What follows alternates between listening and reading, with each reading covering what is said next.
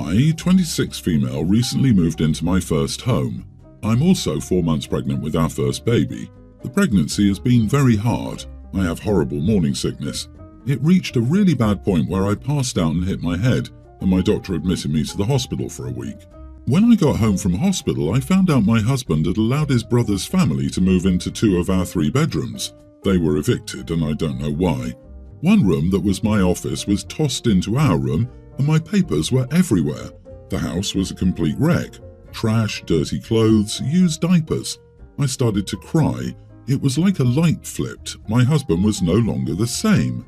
My husband told me it wasn't that bad. My reply was, fine, then you should have the house cleaned up before I wake up. Completely exhausted, I fell asleep for 4 hours.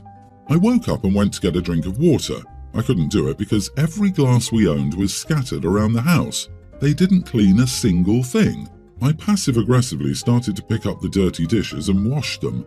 The following morning, I was trying my best to work when their kids were crying non-stop, banging on the walls and so on.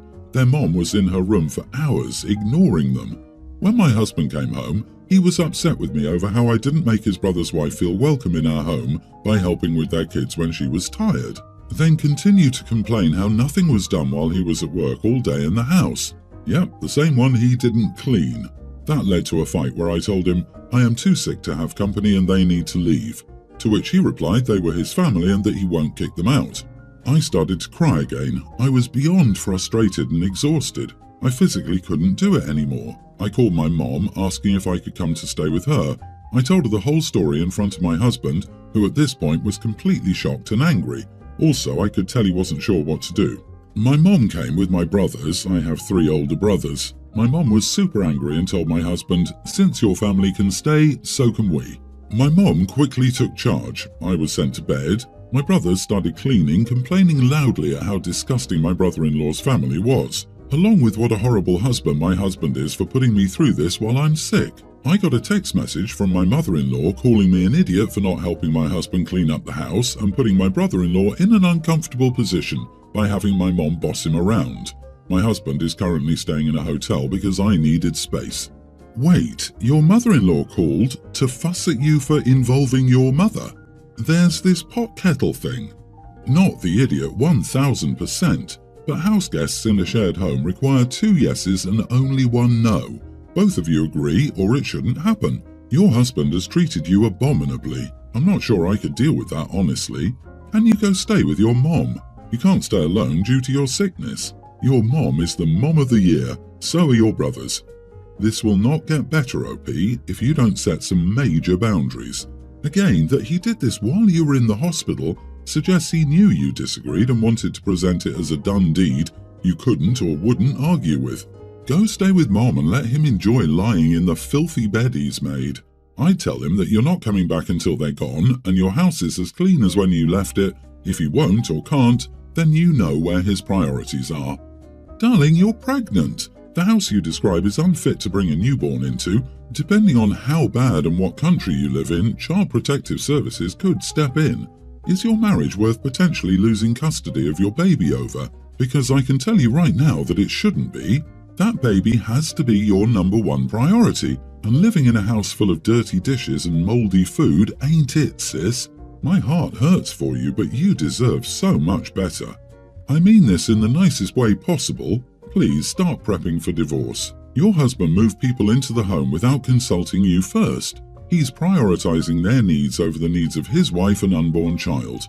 I know this may be hard to hear, but since you're now pregnant with his child and tied to him forever, this is where many abusers show their true colors. It's time for you to start thinking about exit strategies. In fact, I think you're underreacting, which is understandable considering your current health. My wife, 30, and I, 31 male, have been married for about 7 years now. I decided to go on a last-minute work trip which caused me to book flights, hotel, etc. late at night and then fly out the next day. I needed new work slacks for the trip since I've primarily been working from home in my current company, so we had to make a late-night run to the local Walmart to get a few pairs. We also got some button-up shirts. When we got home, I had some stuff to finish up with the planning, so I asked my wife to wash my new clothes so that my shirts weren't so wrinkly. I handed her the shirts to wash separately and put the pants in the dirty laundry. While they washed, she packed my suitcase and then added the shirts when they were done. When it came time to leave, I verified everything was packed by asking her if she packed my pants. She said yes. Cue too late the next night when I arrive at my hotel and my slacks aren't in there. Only my brown khakis and grey khakis. I call her pretty upset, asking where my slacks were. She got defensive and told me she thought she packed all my clothes. I'd laid them out on the bed beside the stuff to be washed and told me they should be in there. I made her check the laundry room to be sure, and she looked around the whole house before finding them in our bedroom laundry basket, unwashed. I repeated a few times how I was frustrated that she hadn't packed them but had told me that she did. She said she didn't realize by pants I meant my slacks and that she was busy trying to do other stuff and just remembered packing some pants with all the other things I'd laid out. She also said it was unreasonable for me to be upset with her when they were my pants, and she didn't think she was expected to do a whole second load of laundry at midnight. In the end, she attempted to make me feel better by saying that it would be okay and my work would understand that sometimes things get a bit hectic with packing and travelling last minute, and I can buy more in the evening hopefully. I feel bad because I could tell she was frustrated with me for blaming her, but in my defence, I did ask her if she packed everything. Am I the idiot because my wife forgot to pack my slacks for a work trip and I was frustrated with her over the phone, so we argued? You are the idiot. You're a grown adult and should be doing your own packing and laundry. You are responsible for checking that all the items are in the suitcase before leaving. I'm also not sure why you put the clothes in a dirty garment hamper, as the only reason they would have been discovered is if your wife decided in the middle of the chaos of your departure to put a load of laundry on. What are you, a little kid? We had to go to Walmart. Why didn't you go to Walmart? Why didn't you buy some shirts? Why didn't you wash your shirts? Why didn't you pack your suitcase? Since it's your work trip, did you have time to lay it out for her to pack but not pack it yourself? You can blame your wife all you want. You are a major idiot any day of the week. I kept misreading wife as mum, probably because he sounds like a little kid. My friend, you're 31 years old and a fully grown adult. Guess what? You're old enough and hopefully capable of packing your own stuff on your own, including your beloved slacks. Your reaction should serve her as a warning. Not gonna lie, I imagine him going through security and them asking if he packed his suitcase himself. No, my wife did. Cue them opening up and the first thing they see are some divorce papers. You, sir, are an idiot. Your wife is not a mind reader. My 33 female sister, Marnie, 35, has a toddler daughter, Annabelle. I love my niece very, very much, but Marnie sets no boundaries for her. Everything Annabelle does is age appropriate, but as a parent, it's your job to help your child become the best person they can be. When Annabelle doesn't want to do something or needs to get her way, she screams. It's very, very loud and hard to ignore. Marnie and her husband instantly give in. As a mom of 4, I completely understand it's hard to hear your child cry or be upset. And sometimes, yes, absolutely pick your battles. But in others, the toddlers can't win. Around the holidays, Marnie and I often hung out with the kids. At one point, we were headed to an aquarium. Marnie started going one way and Annabelle started screaming. Marnie turns around and heads in a direction that will add 15 minutes to our route. When I asked why, she said Annabelle likes passing a certain landmark on her way. However, Annabelle then started screaming she didn't want to see it, and halfway there we turned around. It added more time and my kids were annoyed. I let most of this go as Annabelle isn't my child, it isn't my vehicle or house where these predicaments occur. But then Marnie broke her leg while her husband was out of town. She needed help getting around and tending to Annabelle, so I agree they should stay with us. Last night we picked up our kids from school, stopping at Annabelle's preschool last. Once we finally got her in the car, she didn't want to leave, and Marnie let her just run around for 10 minutes and wouldn't let me grab her because she's the boss of her body. I'm exhausted. I still have to get home and cook. As I'm heading in one direction, Annabelle starts screaming for me to go in the other.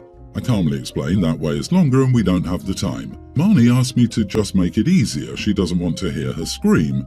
Going that way will add more time to our drive. I say no again and keep driving, putting on some kid-friendly music. My kids are trying to distract Annabelle.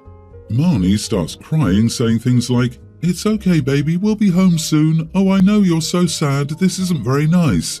The thing is, Annabelle stopped screaming. Keep in mind she never shed a tear, just screamed, after 5 minutes when she realized she wasn't getting her way. Marnie later told me that I was horrible for forcing her to listen to her daughter scream. Would it have been so hard not to add stress to her? My husband agrees that I did the right thing, but also pointed out that Marnie and Annabelle are going through a stressful time. Am I the idiot? Not the idiot. That poor kid apparently won't be learning appropriate behavior anytime soon, especially since anyone who teaches it to her will be berated for making her scream. Annabelle needs to be taught good behavior immediately, and Marnie is doing a massive disservice to her child by refusing to parent her. It's clear your sister is a huge problem here. She established early on that Annabelle is in charge, and she's content to take the path of least resistance. The problem is children need rules, and to avoid having to parent, your sister is setting her daughter up for future failure. But you can't change how your sister parents her child. You can only distance yourself from the spoiled brat she's raising. You can only distance yourself. Holy moly, I don't think it's that simple. Your sister and her husband are huge idiots. The level of entitlement your sister has as you're caring for her kid and her. Screw that noise, pun intended. I'd let her navigate the broken leg and screaming toddler alone.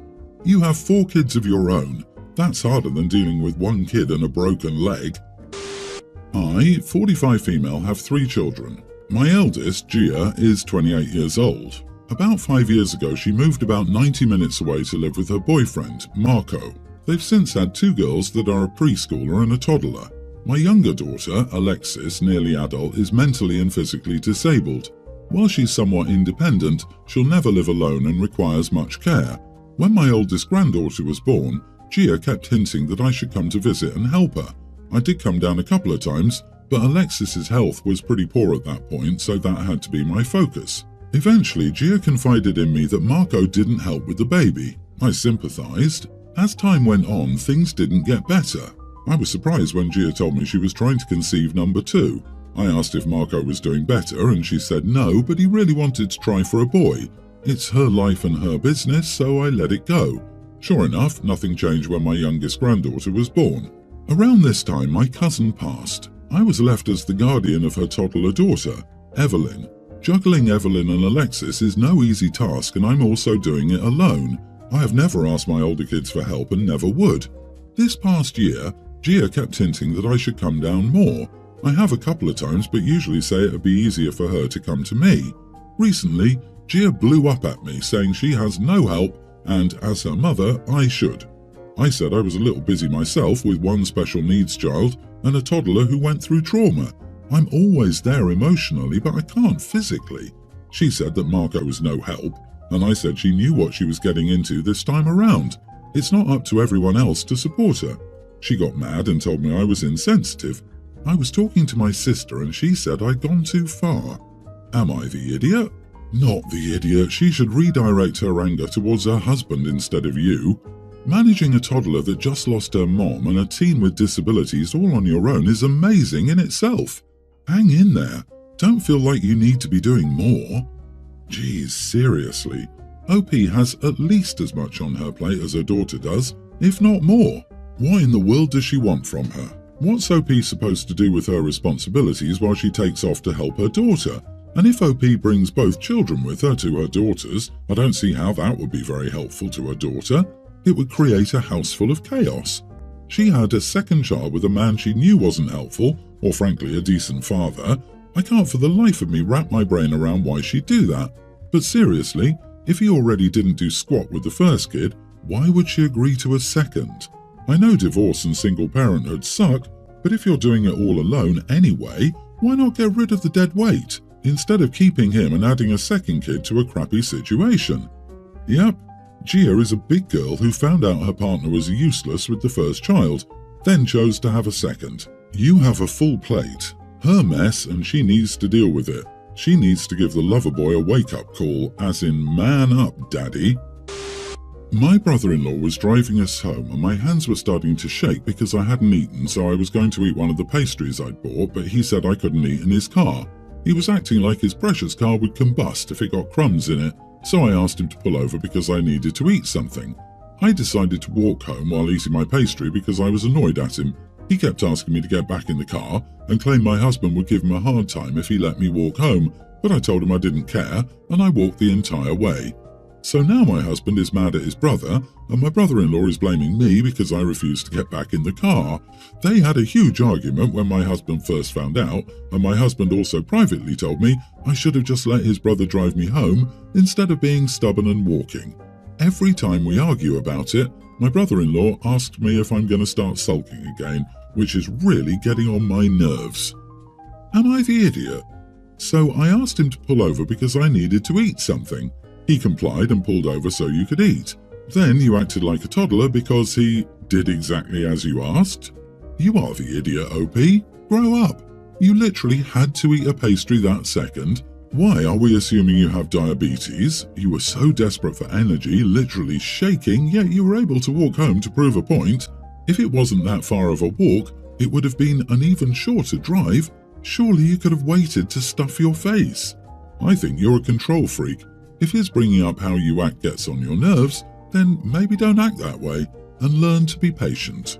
Take better care of yourself so you're not about to faint while sitting in someone else's car because you haven't eaten food all day. He doesn't want crumbs in his car. You should have offered to pay the cleaning if you made a mess. Considering how shaky you were, crumbs were likely. All in all, a huge idiot now for intentionally making two brothers mad at each other. You owe them both an apology.